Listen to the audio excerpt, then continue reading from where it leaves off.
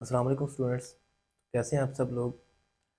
उम्मीद है खैर खैरियत से होंगे। तो आज हमारे चैप्टर नंबर 4 के रिमेनिंग न्यूमेरिकल्स जो 3 रहते थे वो हम कवर करेंगे।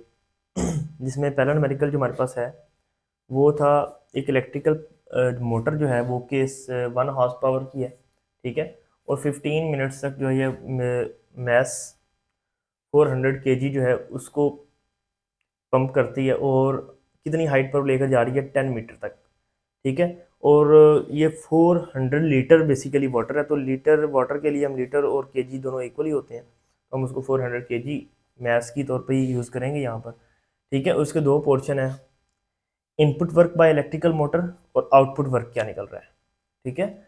तो अगर हम बात करें इनपुट वर्क की, तो इनपुट वर्क वो होगा जो बेसिकली वर्क जो वाटर पंप क्रिएट कर रहा है, जो उसकी वो जो इनपुट वर्क हम क्रिएट करवा रहे हैं, ठीक है, इलेक्ट्रिसिटी से, वो उसकी हॉर्स पावर जो उसकी पावर है, ठीक है। पावर होती किसके इक्वल है, सबसे पहले तो ये बात देख लें कि पावर होता है वर्क पर यूनिट टाइम के इक्वल होता है। तो अगर हमने इनपुट वर्क निकालना है तो हम टाइम को पावर से मल्टीप्लाई कर देंगे, ठीक है, which is equal to work.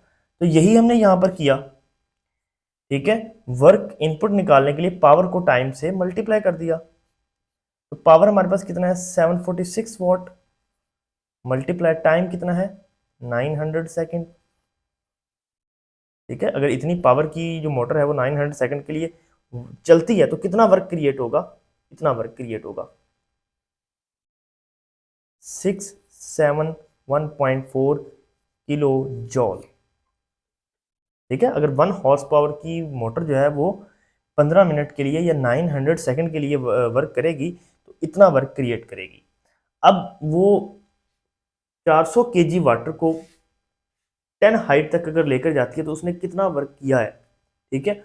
वो निकालने के लिए अगर हम वर्क कैलकुलेट करते हैं तो हम उसका मैस कितनी हाइट पर लेकर जा रहे हैं, तो वो बेसिकली हमारे पास हाइट से रिलेटेड कौन सी एनर्जी है, पोटेंशियल एनर्जी है। तो पोटेंशियल एनर्जी से हम ये वर्क कैलकुलेट कर लेंगे, जो कि मैंने यहाँ पर फार्मूला लिखा हुआ है, work output is equal to mgh।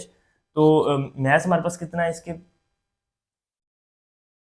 400 g की वैल्यू 9.8 और h की वैल्यू 10, हमारे पास ये आ जाएगा 39.2 किलो जॉल, ठीक है। तो इस तरह से आपने दोनों वर्क्स कैलकुलेट करके अब बताना है कि जो इलेक्ट्रिकल मोटर जो वर्क करेगी वो इनपुट वर्क कहलाएगा जो कि 671.4 किलो जॉल होगा, और आउटपुट वर्क जो कि पानी 400 लीटर पानी अगर वो 10 मीटर की हाइट पर लेकर जाती है तो वो बेसिकली इतना वर्क उसमें से आउटपुट के तौर पे हमें मिल रहा है, ठीक है।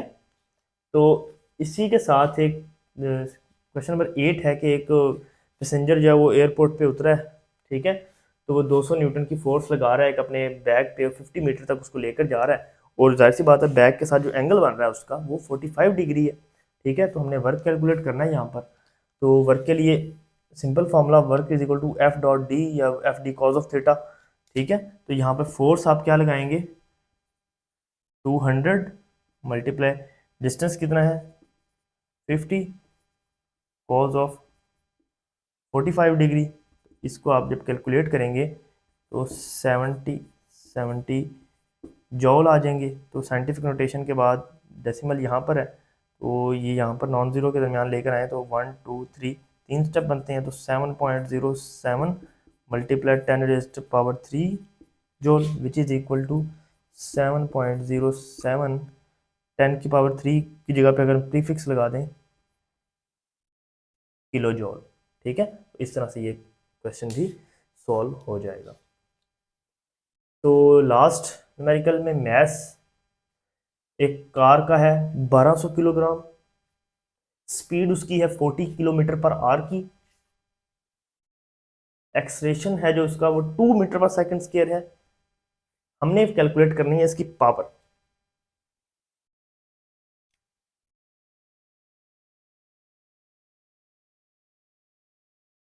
पावर के लिए हमारे पास फोर्स नहीं है, ठीक है।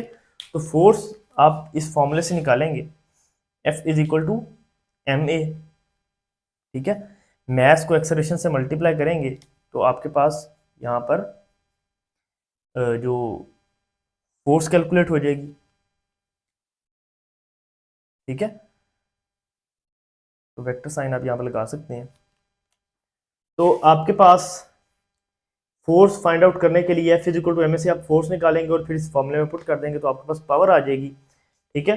तो मैथ से आपके पास 1200 multiply 2 is equal to 2400 newton force. तो जब हम इसको इस फॉर्मूले में पुट करेंगे, अब ये डॉट प्रोडक्ट है एफ वी, तो डॉट प्रोडक्ट का आंसर जो है वो स्केलर क्वांटिटी आएगी हमारे पास।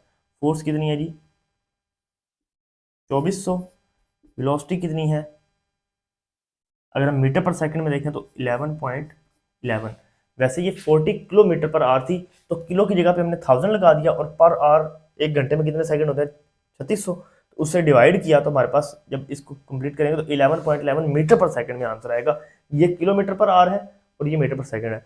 तो किलोमीटर पर आवर से मीटर पर सेकंड में जाने के लिए आपके पास सिंपल वे यही है कि 1000 से मल्टीप्लाई कर दें और 3600 से उसको डिवाइड कर दें, तो आपके पास जो वैल्यू वेलोसिटी की किलोमीटर पर आवर वाली होती है वो मीटर पर सेकंड में कन्वर्ट हो जाती है, ठीक है। तो यहाँ पे हमने फोर्स और वेलोसिटी को मल्टीप्लाई किया तो आंसर हमारे पास आ गया 26.7 किलो वाट, ठीक है।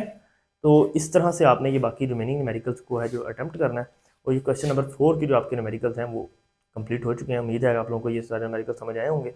अगर किसी न्यूमेरिकल में कोई कन्फ्यूजन है या कोई आपको समझ ना आए तो आप कमेंट करके वो चीज़ क्लियर कर सकते हैं, पूछ सकते हैं। अपना ख्याल रखिएगा। अल्लाह हाफिज़।